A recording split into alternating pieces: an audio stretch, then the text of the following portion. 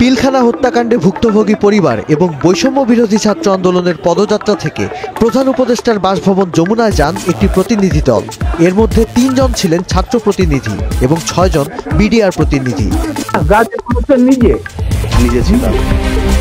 গাজী গোলাম মোস্তফা হঠাৎ করেই ঘুরে ফিরে আসছে একটি নাম, কিন্তু কেন? চলুন জেনে নেওয়া যাক কে এই গাজী গোলাম মোস্তফা, কিভাবেই বা তার মৃত্যু হয়েছিল।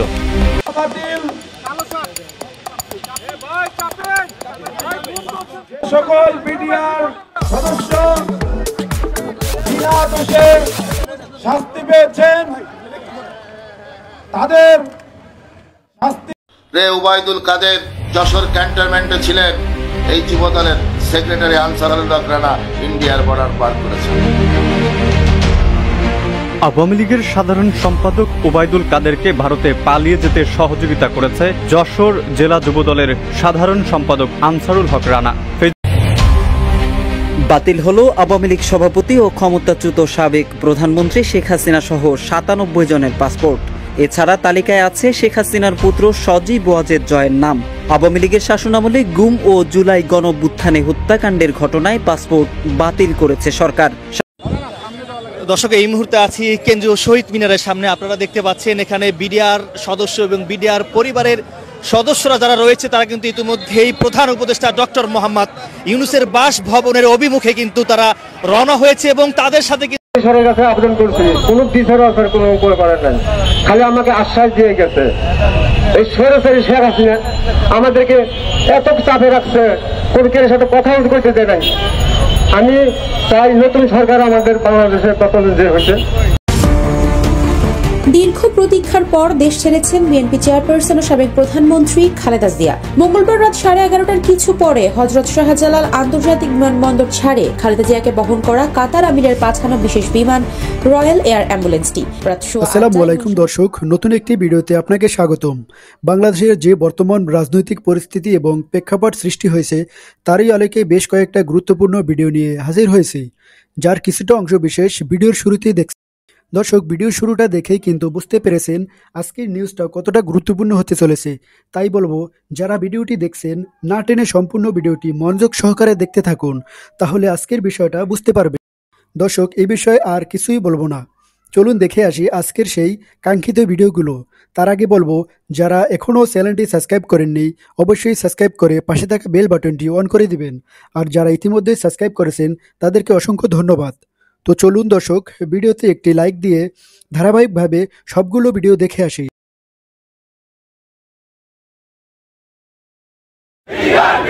পিলখানা হত্যাকাণ্ডে ভুক্তভোগী পরিবার এবং বৈষম্য বিরোধী ছাত্র আন্দোলনের পদযাত্রা থেকে প্রধান উপদেষ্টার বাসভবন যমুনায় যান একটি প্রতিনিধি দল।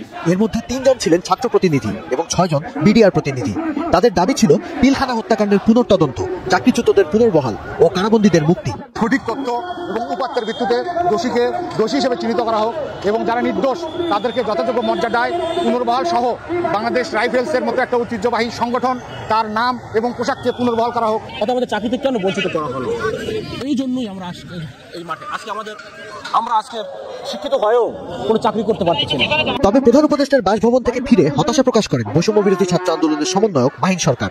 ৯ জানুয়ারির মধ্যে আশানুরূপ কোনো আশ্বাস না পেলে শাহবাগ অবরোধের ঘোষণা দেন তিনি। প্রধান উপদেষ্টার বাসভবন বরাবর আমরা যাই, কিন্তু সেখানে প্রধান উপদেষ্টা উপস্থিত না থাকায় তার সাথে আমাদের সরাসরি কোনো কথা হয়নি। প্রধান উপদেষ্টার পক্ষ থেকে যিনি এসেছিলেন তার কাছ থেকে আশানুরূপ কোনো আশ্বাস আমরা পাইনি।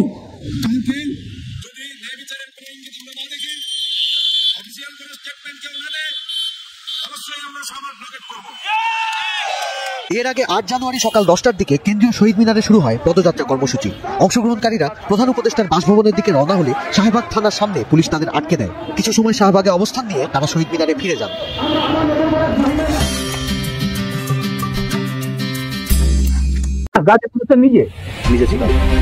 গাজী গোলাম মোস্তফা হঠাৎ করেই ঘুরে ফিরে আসছে একটি নাম, কিন্তু কেন? চলুন জেনে নেওয়া যাক কে এই গাজী গোলাম মোস্তফা, কিভাবেই বা তার মৃত্যু হয়েছিল।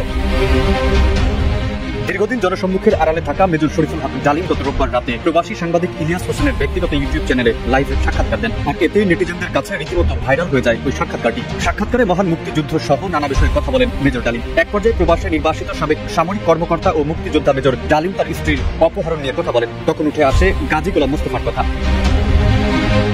উইকিপিডিয়ার তথ্য মতে গাজী গোলাম মোস্তফা বাংলাদেশের রাজনীতিবিদ এবং তৎকালীন প্রধানমন্ত্রী শেখ মুজিবুর রহমানের শাসনামলে ঢাকা শহর আওয়ামী লীগের সভাপতি ও সাধারণ সম্পাদক ছিলেন। এমনকি পূর্ব পাকিস্তান প্রাদেশিক পরিষদের সদস্য ছিলেন তিনি ছিলেন শেখ মুজিবুর রহমানের ঘনিষ্ঠ সহযোগী। এছাড়া কর্মজীবনে তিনি রেড ক্রস বাংলাদেশের চেয়ারম্যান হিসেবেও কাজ করেছেন। তবে ব্যক্তিজীবনে অনেক বিতর্ক ঘিরে রয়েছে গাজী গোলাম মোস্তফার। মোস্তফার বিরুদ্ধে অভিযোগ রয়েছে 1974 সালের দুর্ভিক্ষের সময় রেড ক্রিসেন্ট সোসাইটির চেয়ারম্যান হিসেবে তিনি বৈদেশিক সাহায্যের মাধ্যমে জনগণের ত্রাণ হিসেবে বাংলাদেশে আসা লাখ লাখ কম্বল ও শিশুর খাবারের টিন হাতিয়ে নিয়েছিলেন। এমনকি তিনি এই পণ্যগুলি ভারতে পাচার এবং দেশের জনগণের কাছে অর্থাৎ যাদের উদ্দেশ্যে পাঠানো হয়েছিল তাদের কাছে বিক্রি করেছিলেন এবং বিক্রিত যেই অর্থ ছিল সেগুলো ভারতে পাঠিয়েছিলেন। বলা হয় দুর্ভিক্ষের সময় ত্রাণ হিসেবে পাঠানো 7টি টিনের মধ্যে মাত্র একটি শিশু খাদ্য এবং 13টি কম্বলের মধ্যে মাত্র একটি দরিদ্রদের কাছে পৌঁছেছিল। বাকি সব ত্রাণ তিনি আত্মসাৎ করেছিলেন। এমনকি স্বয়ং শেখ মুজিবুরের কম্বলও আত্মসাৎ করার অভিযোগ ওঠে তার বিরুদ্ধে। স্বাধীনতা যুদ্ধে বীরোত্তম খেতাবপ্রাপ্ত মুক্তিযোদ্ধা ও স্বাধীন বাংলাদেশের সেনাবাহিনীর কর্মকর্তা মেজর ডালিম সহ তার স্ত্রীকে তুলে নিয়ে যাওয়ার মতো ঘটনার সাথে জড়িত ছিলেন গোলাম মোস্তফা। উইকিপিডিয়া থেকে জানা যায় 75 আগস্টে শেখ মুজিবের প্রশাসনের পতনের পর মোস্তফা বিশাল পরিমাণ অর্থ সহ স্থল সীমান্ত দিয়ে ভারতে পালানোর চেষ্টা করার সময় পথচারীদের দ্বারা ধরা পড়েন। তাকে জেলে পাঠানো হয় এবং একটি সামরিক আইন আদালত তাকে 10 বছরের কারাদণ্ডে দণ্ডিত করে। কিন্তু জিয়াউর রহমানের রাষ্ট্রপতির সময় 28 মার্চ 1980 সালে মুক্তি পান তিনি। পরবর্তীতে তার মুক্তির পর তিনি আজমিরে মুইন আল দিন চিশতির মাজার পরিদর্শনের পরিকল্পনা করেন। পরিকল্পনা মোতাবেক পরিবারের সাথে তিনি ভারতে যান। ভারত সরকার তাকে রাষ্ট্রীয় অতিথি হিসেবে বিবেচনা করে কিছু সময়ের জন্য দিল্লিতে নিয়ে রাখেন। পরে 1981 সালের 19 জানুয়ারি গাড়িতে করে আজমির যাওয়ার পথে অতর্কিত একটি ট্রাক তাদের গাড়িকে চাপা দিয়ে যায়। এতে মোস্তফা এবং তার পুরো পরিবারের সবাই ঘটনাস্থলে মারা যায়।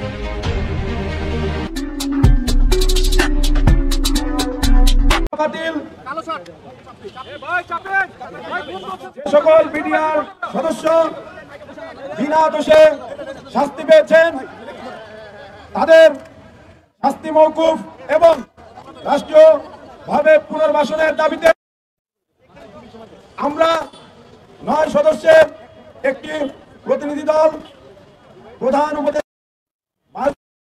আমরা যাই, কিন্তু সেখানে প্রধান উপদেষ্টা উপস্থিত না থাকায় তার সাথে আমাদের সরাসরি কোনো কথা হয়নি। প্রধান উপদেষ্টার পক্ষ থেকে যিনি এসেছিলেন তার কাছ থেকে আশানুরূপ কোনো আশ্বাস আমরা পাই। এই পিলখানা হত্যাকাণ্ডের বিষয়টি প্রধান উপদেষ্টা অবগত আছেন, কিন্তু প্রধান উপদেষ্টার পক্ষ থেকে কোন প্রকারের কোনো আশ্বাস তিনি আমাদেরকে দিতে পারেননি। ইতপূর্বে আমরা দেখেছি আইন উপদেষ্টা এবং স্বরাষ্ট্র উপদেষ্টা দুইজন এই কমিশন গঠন নিয়ে 2 রকমের বক্তব্য দিচ্ছেন। আমরা বলতে চাই সরকারের ভেতরে যদি পিলখানা হত্যাকাণ্ড এবং এর ফলে যে বেইনসাফি জুলুম বিডিআর সদস্যদের এবং তাদের পরিবারের সাথে হয়েছে, তার যদি কোনো কার্যকরী পদক্ষেপ আমরা না দেখতে পাই তাহলে আমরা এর চেয়ে অনেক বেশি কঠিন কর্মসূচি দেব এবং সেটি হয়তো কালকে। আজকে আপনারা শান্তিপূর্ণভাবে এইখানে অবস্থান নিয়েছেন, জনদুর্ভোগ বিবেচনা করে আমি আপনাদের অনুরোধ করব কেন্দ্রীয় শহীদ মিনারে অবস্থান নেওয়ার জন্য। কিন্তু কালকে আপনারা জানেন কোর্টে শুনানি আছে। যদি সেইখানে আমরা ন্যায় বিচারের কোনো ইঙ্গিত না পাই তবে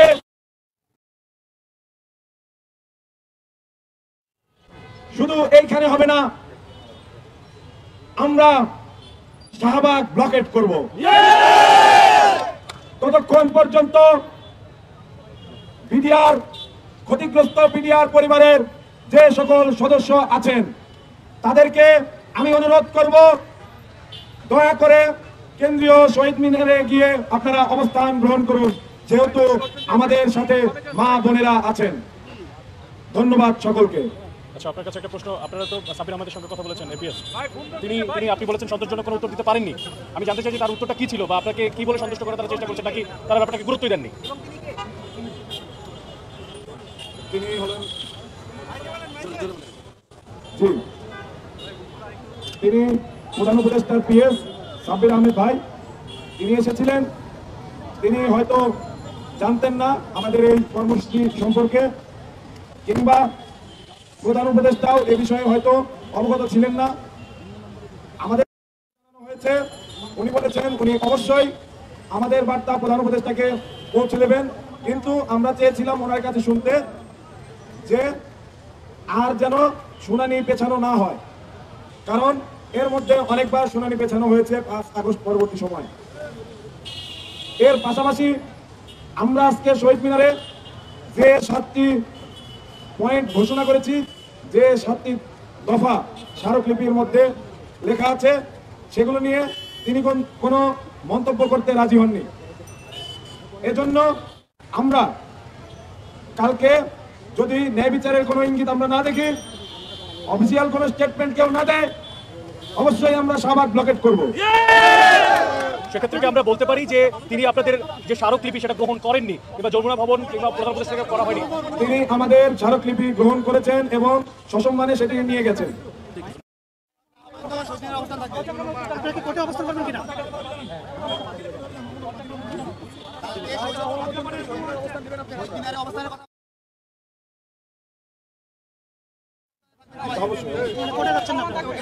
আমাদের কর্মসূচি চলমান থাকবে।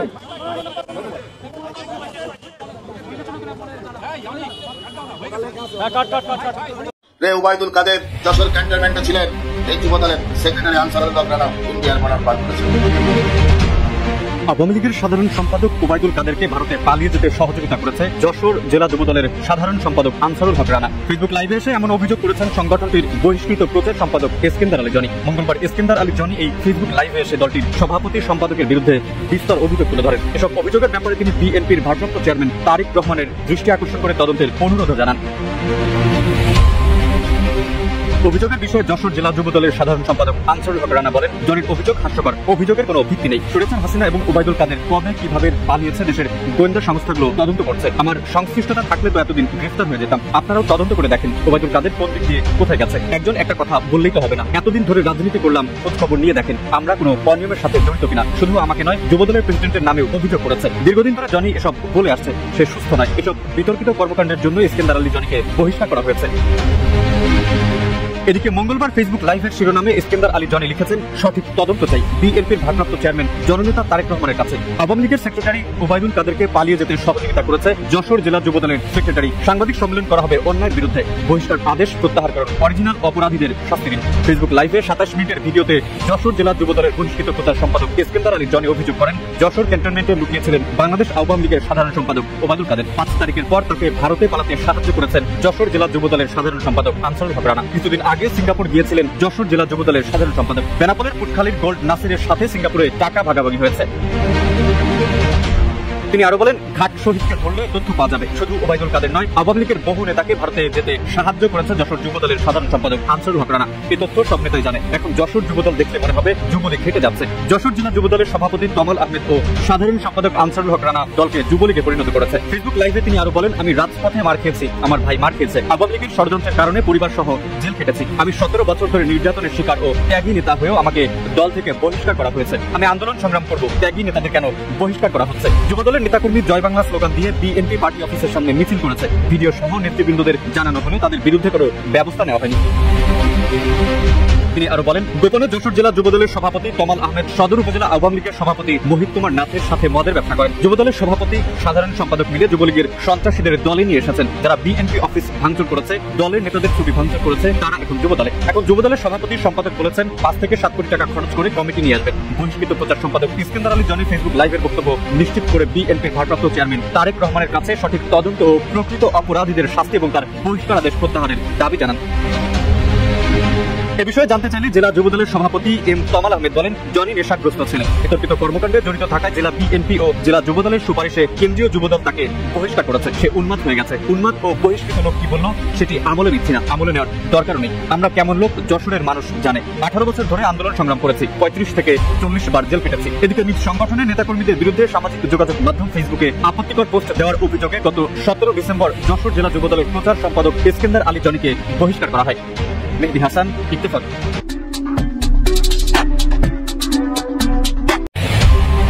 বাতিল হলো আওয়ামী লীগ সভাপতি ও ক্ষমতাচ্যুত সাবেক প্রধানমন্ত্রী শেখ হাসিনা সহ 97 জনের পাসপোর্ট। এছাড়া তালিকায় আছে শেখ হাসিনার পুত্র সজীব ওয়াজেদ জয়ের নাম। আওয়ামী লীগের শাসনামলে গুম ও জুলাই গণঅভ্যুত্থানে হত্যাকাণ্ডের ঘটনায় পাসপোর্ট বাতিল করেছে সরকার। 7 জানুয়ারি সন্ধ্যায় রাজধানীর ফরেন সার্ভিস একাডেমিতে আয়োজিত এক সংবাদ সম্মেলনে প্রধান উপদেষ্টার উপ প্রেস সচিব মোহাম্মদ আবুল কালাম আজাদ মজুমদার এই তথ্য নিশ্চিত করেন।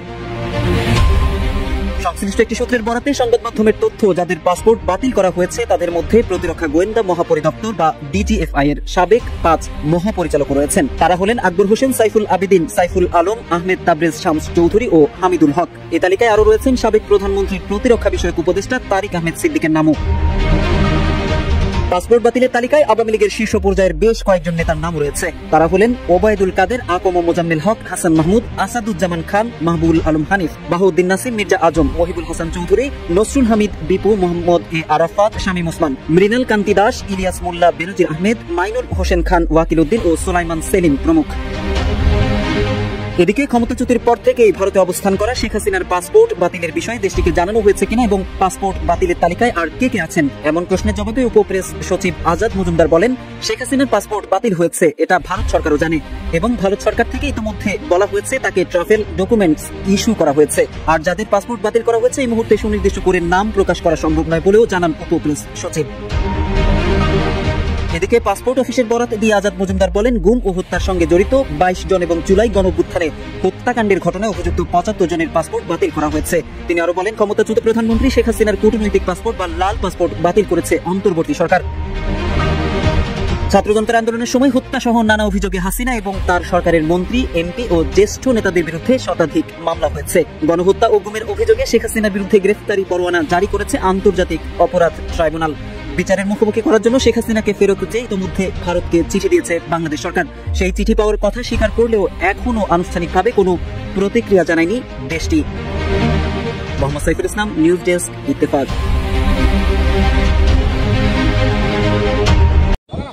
দর্শক, এই মুহূর্তে আছি কেন্দ্রীয় শহীদ মিনারের সামনে। আপনারা দেখতে পাচ্ছেন এখানে বিডিআর সদস্য এবং বিডিআর পরিবারের সদস্যরা যারা রয়েছে তারা কিন্তু ইতিমধ্যেই প্রধান উপদেষ্টা ডক্টর মোহাম্মদ ইউনূসের বাসভবনের অভিমুখে কিন্তু তারা রওনা হয়েছে এবং তাদের সাথে কিন্তু বৈষম্য বিরোধী ছাত্র আন্দোলনের সকল নেতাকর্মীরা কিন্তু তাদের সাথে ঐকমত পোষণ করে কিন্তু ডক্টর মোহাম্মদ ইউনূসের বাসভবন। দর্শক, যেমনটি দেখা যাচ্ছে কিন্তু আমরা দেখতে পাচ্ছি বৈষম্য বিরোধী ছাত্র আন্দোলন এবং পাশাপাশি বিডিআর সদস্য এবং বিডিআর পরিবারের সদস্যরা কিন্তু ইতিমধ্যেই কেন্দ্রীয় শহীদ মিনার থেকে কিন্তু প্রধান উপদেষ্টা অন্তর্বর্তী সরকারের প্রধান উপদেষ্টা ডক্টর মোহাম্মদ ইউনূসের বাসভবনের অভিমুখে কিন্তু রওনা হয়েছে এবং তাদের সামনে কিন্তু অসংখ্য পুলিশ সামনে রয়েছে। কেউ যেন এখানে বিশৃঙ্খলা সৃষ্টি করতে না পারে তার জন্য কিন্তু পুলিশের অবস্থান। আমরা দেখতে পাচ্ছি কেন্দ্রীয় শহীদ মিনার থেকে বিডিআর পরিবারের সদস্যরা কিন্তু তারা কিন্তু রওনা হয়েছে প্রধান উপদেষ্টা ডক্টর মোহাম্মদ ইউনূসের বাসভবন অর্থাৎ যমুনার অভিমুখে কিন্তু তারা রওনা হয়েছে। দর্শক, দৈনিক ইত্তেফাক ফেসবুক পেজে সরাসরি আপনাদেরকে এখানকার সর্বশেষ অবস্থা আপনাদেরকে দেখানোর চেষ্টা করছি।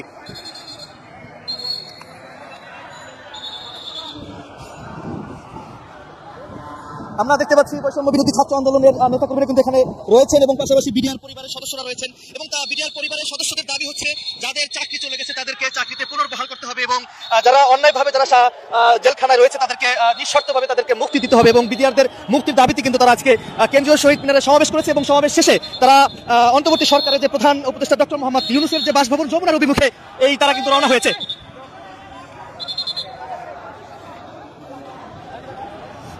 কেন্দ্রীয় শহীদ মিনার থেকে কিন্তু তারা কিন্তু ইতিমধ্যেই ঢাকা বিশ্ববিদ্যালয়ের যে রাজু ভাস্কর্য রয়েছে সেই রাজু ভাস্কর্যের দিকে কিন্তু চলে আসছে এবং সেই মিছিলের সামনে কিন্তু অসংখ্য পুলিশ কঠোর অবস্থানে রয়েছে।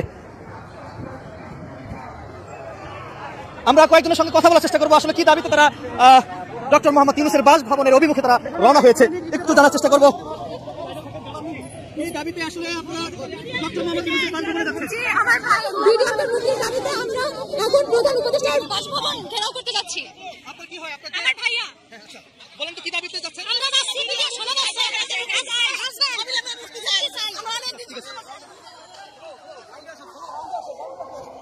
দর্শক যেমনটি দেখতে পাচ্ছেন এখানে অসংখ্য পুলিশ এই মিছিলের সামনে রয়েছে এবং এই পিছনে বৈষম্য বিরোধী ছাত্র আন্দোলনের নেতাকর্মীদের পাশাপাশি আমরা দেখতে পাচ্ছি বিডিআর পরিবারের সদস্যরা কিন্তু এখানে রয়েছে। তারা কিন্তু বলছেন যে আমাদের দাবি মেনে নিতে হবে এবং যাদের বিডিআর সদস্য তারা রয়েছে, যাদের চাকরি চলে গেছে তাদেরকে চাকরিতে পুনর্বহাল করতে হবে এবং যারা কারাগারে রয়েছে তাদেরকে নিঃশর্ত মুক্তির দাবিতে কিন্তু তারা এই ডক্টর মোহাম্মদ ইউনূসের বাসভবনের অভিমুখে রওনা হয়েছে। কি দাবিতে অভিমুখে রওনা হয়েছেন বাসভবনের দিকে ডক্টর মোহাম্মদ ইউনূস? আমরা নিরপরাধ বিডিআরদের সসম্মানে জামিন চাচ্ছি, তদন্ত করা হয় হোক, কিন্তু তাদেরকে যেন সসম্মানে মুক্তি দেওয়া হয়। আপনার কি হয় মানে মূলত? আমার খালু হয়। কত বছর ধরে আসলে জেলে আছে না বাইরে? জেলে আছে এখনো 16 বছর ধরে তো মামলা চলছে, এখনো 14 বছর প্লাস হয়ে গেছে। তার হচ্ছে 1.5 বছরের একটা বাচ্চা রেখে গেছে ছেলে, সে এখনো মানে তারই বয়স হয়ে গেছে 16 বছর।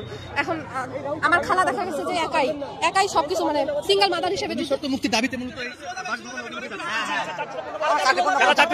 আমরা যারা চাকরিচ্যুত হয়েছি তাদেরকে পুনর্বহাল দিতে হবে, সমস্ত ক্ষতিপূরণ সহ।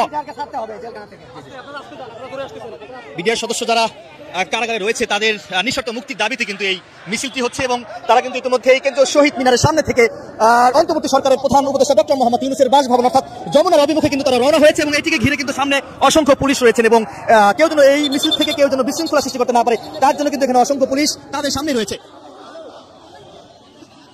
আমরা দেখতে পাচ্ছি বৈষম্য বিরোধী ছাত্র আন্দোলনের অন্যতম নেতা মাহিন সরকার রয়েছে এবং ঢাকা বিশ্ববিদ্যালয়ের অনেক শিক্ষার্থীরা কিন্তু এই তাদের সাথে ঐকমত্য পোষণ করে ডক্টর মোহাম্মদ ইউনূসের বাসভবনের দিকে কিন্তু রওনা হয়েছে। কি দাবিতে আজকে দিকে যাচ্ছেন? আমাদের চাকরি ফেরত দিতে হবে, পুনরায় চাকরিতে বহাল করতে হবে।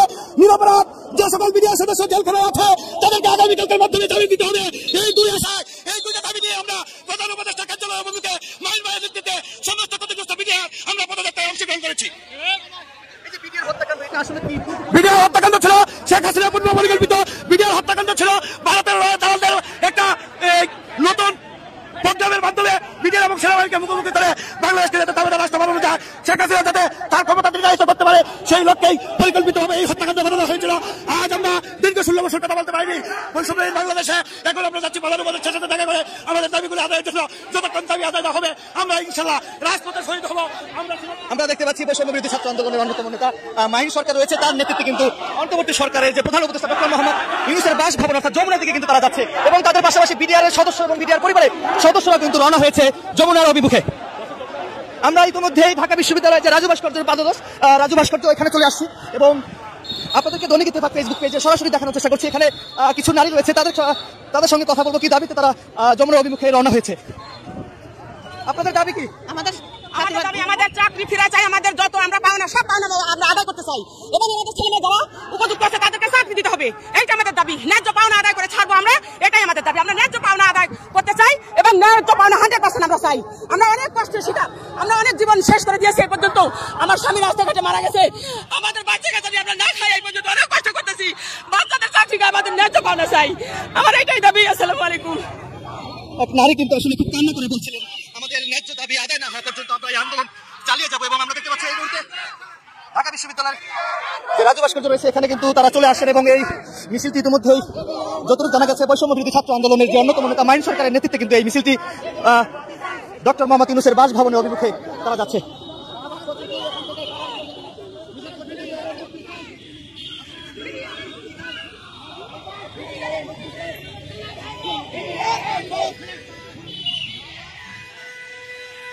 দর্শক দেখতে পাচ্ছেন কেন্দ্রীয় শহীদ মিনার থেকে ডক্টর মোহাম্মদ ইউনূসের বাসভবনের অভিমুখে বৈষম্য বিরোধী ছাত্র আন্দোলন এর পাশাপাশি বিডিআর সদস্য এবং বিডিআর পরিবারের সদস্যরা কিন্তু ডক্টর মোহাম্মদ ইউনূসের বাসভবন অর্থাৎ যমুনার অভিমুখে তারা রওনা হয়েছে। সেই মিছিলটি ইতিমধ্যে ঢাকা বিশ্ববিদ্যালয়ের রাজু ভাস্কর্য এখানে এসেছে এবং আমরা দেখতে পাচ্ছি মাহিন সরকার কিন্তু এখানে রয়েছে এবং ঢাকা বিশ্ববিদ্যালয়ের অনেক শিক্ষার্থীরা কিন্তু এখানে রয়েছে।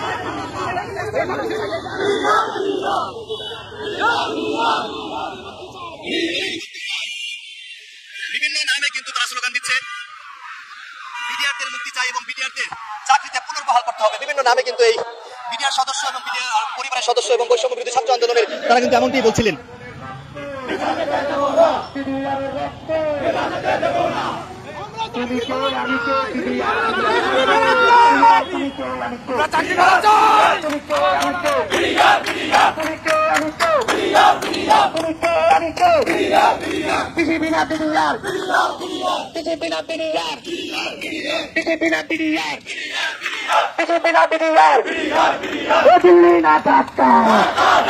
दिल्ली ना ढाका ভারত না বাংলাদেশ, তোমার দেশ আমার দেশ, তোমার দেশ আমার দেশ।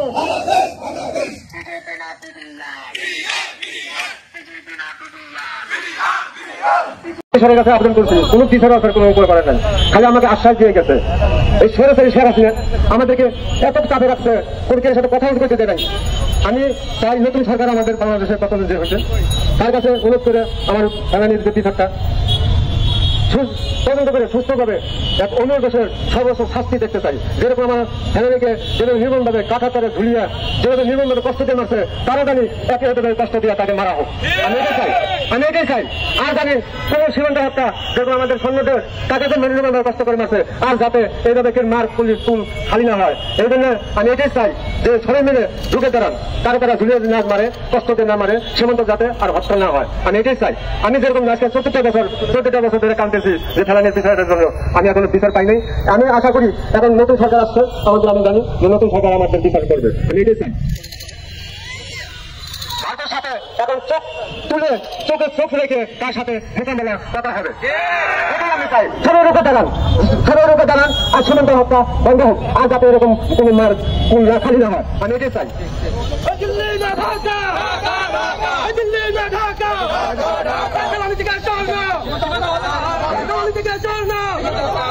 বাংলাদেশ দিচ্ছে ডাক, বাংলাদেশ দিচ্ছে ডাক,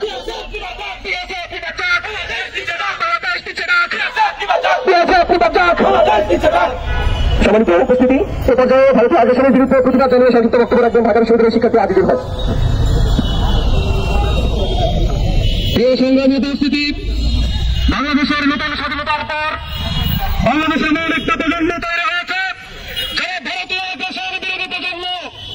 আমরা আজকে সরকারের কাছে স্পষ্টভাবে জানিয়ে দিতে চাই, বিজেপি নয় বরং বিডিআরকে ফিরিয়ে আনতে হবে।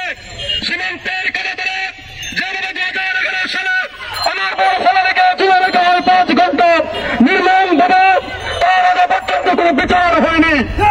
বাংলাদেশের নতুন সরকারের কাছে ফেলানির সকল ধরনের সীমান্তের হত্যার বিচার নিশ্চিত করার জন্য জোর দাবি জানিয়ে আমার কথা শেষ করছি।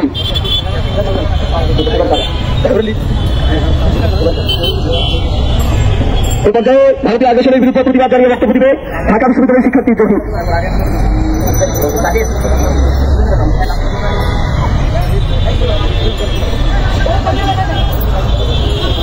সংগ্রামী বন্ধুগণ, আমরা ভারতীয় আগ্রাসনের বিরুদ্ধে, আমরা সকল প্রকার হত্যা ড্রোন খুনের বিরুদ্ধে। আপনারা দেখেছেন যে সীমান্তে কিভাবে আমাদের বন্ধুর আমাদের ভাইদের হত্যা করা হয়েছে 2011 সালের আজকের এই দিনে 7ই জানুয়ারি ফেলানিকে কি নির্মমভাবে হত্যা করা হয়েছিল, তার লাশ কিভাবে তার কাছে ঝুলিয়ে রাখা হয়েছিল ঘন্টার পর ঘন্টা। আমরা দেখেছি গত বছর স্বর্ণদাসকে কিভাবে হত্যা করা হয়েছে। এই যে হত্যাগুলো, এই যে খুনগুলো, এগুলোর বিচার হাসিনার কাছে চাওয়া হইলে সে বারবার এগুলোকে ট্রেনিং করে রেখেছে। কেননা সে নিজেই তো একটা খুনি, সে নিজেই তো হত্যা করে, সে আর হত্যার কি বিচার করবে? ফেলানির পরিবার বারবার এই সরকারের কাছে সেই হত্যার বিচারের জন্য যখন দিয়েছিল, তখন এই সরকার বারবার তাদেরকে থামিয়ে দেওয়া হয়েছে, বারবার তাদেরকে বিভিন্নভাবে থামিয়ে দিয়েছে। ফেলানির পরিবারের কাছে, ফেলানির পরিবার সর্বশেষ এই অন্তর্বর্তীকালীন সরকারের কাছে যে আবেদন জানাচ্ছে বা আহ্বান জানাচ্ছে যে যাতে করে হত্যার বিচার হয়। আমাদের এটাই আহ্বান যে অন্তর্বর্তীকালীন সরকার প্রত্যেকটা সীমান্ত হত্যার যথেষ্ট তদন্ত করে আন্তর্জাতিক আদালতে বিচার নিশ্চিত করতে ধন্যবাদ হয়েছে। এ পর্যায়ে ভারতীয় আগ্রাসনের বিরুদ্ধে প্রতিবাদ জানাবেন সংযুক্ত প্রতিবাদ জানাবেন ঢাকা বিশ্ববিদ্যালয়ের শিক্ষার্থী মাহবুব। প্রিয় সংগ্রামী সহযোদ্ধারা, আমার দুইটা প্রশ্ন আছে। প্রথম প্রশ্নটা হলো, ফেলানি কি একজন? আসলে ফেলানি একটা প্রতীক। আর ভারত এবং বাংলাদেশ এখানে কি শুধু সীমান্ত রয়েছে? কানাডা, আমেরিকা, চায়না, মঙ্গোলিয়া, এখানে কি সীমান্ত নাই? সেখানে কি কাঁটাতারের বেড়া নাই? সেখানে কি এরকম শত শত হাজার হাজার মানুষকে খুন করা হয়? এই যে খুন করা হলো, এর বিরুদ্ধে তো খুনি হাসিনা ছিল, সে তো আন্তর্জাতিকভাবে কোনো স্টেপ নেয়নি। কেউ নেয়নি। তাকে ভারতীয় যে তার পিতারা টিকিয়ে রেখেছিল, সেই পিতাদের কাছে এখন চলে গেছে, তাকে আশ্রয় দিয়েছে। সে হাজার হাজার মানুষ খুন করে সেখানে চলে গিয়েছে, ভারতই তাকে টিকিয়ে রেখেছিল। এজন্য তখন সে কোনো কিছু করেনি। আমরা এই কিছুক্ষণ আগে ফেলানির বাবার আর্তচিৎকার শুনলাম, এটা আসলে কোনো মানুষ শুনতে পারে না, আসলে আমাদের হৃদয় ভেঙে যাচ্ছে। সবচেয়ে বড় কথা হচ্ছে যে ফেলানিকে যখন ঝুলিয়ে হত্যা করা হলো, তখন সে বারবার পানি পানি বলে চিৎকার করতেছিল, কিন্তু 5 ঘন্টা ঝুলিয়ে রাখলেও সামান্য পরিমাণ পানি মুখে দেওয়ার মতো কেউ ছিল না। এর চেয়ে দুঃখজনক আসলে কোনো কিছু হতে পারে না। আমরা চাই আন্তর্জাতিক অপরাধ ট্রাইব্যুনালে এই বিষয়ে ডক্টর ইউনূস সরকার মামলা দায়ের করুন। করুক, সেই অনুযায়ী কঠোর থেকে কঠোরতর শাস্তি হোক। এবং এর আগে আমরা জানি যে 2011 সালে যখন ফেলানীকে হত্যা করা হয়েছিল, তখন হচ্ছে বিএসএফ এর যে সদস্য হত্যা করেছে সে হচ্ছে স্বঘোষিত খুনি, তার নাম হচ্ছে অমিয় ঘোষ। সে কি তাকে 2 বার ভারতীয় আদালত হচ্ছে বেকসুর খালাস দিয়ে দিয়েছে। এখন ফেলানীর বাবা এখানে আছে, তিনি আবার একটি আপিল করেছেন। এখন এই আপিলটি যাতে ডক্টর ইউনূস সরকার আন্তর্জাতিক আদালতে তোলেন এবং যথাযথ এবং সুস্থ বিচার হয় এবং অমিয় ঘোষকে ফাঁসির কাঠগড়ায় দাঁড় করানো হয় এবং অমিয় ঘোষ সহ যারা হাজার হাজার বাংলাদেশি মানুষকে হত্যা করেছে অন্যায়ভাবে, তাদেরকেও জানি ফাঁসির কাঠগড়ায় দাঁড়ানো করা হোক। আমরা হচ্ছে স্বামী স্ত্রীর সম্পর্কের মধ্যে এখন আর থাকতে চাই না। আমরা চোখে চোখ রেখে কথা বলতে চাই, আমরা মুখে মুখ রেখে কথা বলতে চাই, কোনোভাবেই স্বামী স্ত্রীর সম্পর্কের মধ্যে থাকতে চাই না। এই বলে আমি আমার বক্তব্য শেষ করলাম। সর্বদা শুধু আমরা কিন্তু বিএসএফ এর নিপাতের ডাক দিয়েছি, আমরা স্লোগান দিয়েছি বাংলাদেশ দিচ্ছে ডাক, বিএসএফ নিপাত ডাক। আপনারা যদি একটু ইতিহাস ঘাটাঘাটি করেন তাহলে দেখবেন বিএসএফ এর ইতিহাস হলো একটা খুনি বাহিনীর ইতিহাস। আমরা বাংলাদেশ সীমান্তে বিএসএফ কর্তৃক আর কোনো হত্যাকে কখনোই সোজা চোখে দেখবো না, স্বাভাবিকভাবে নেব না। এই পর্যায়ে ভারতীয় আগ্রাসনের বিরুদ্ধে প্রতিবাদ জানিয়ে সংযুক্ত বক্তব্য দিবেন ঢাকা বিশ্ববিদ্যালয়ের আইন বিভাগের শিক্ষার্থী শাখাওয়াত জাকারিয়া।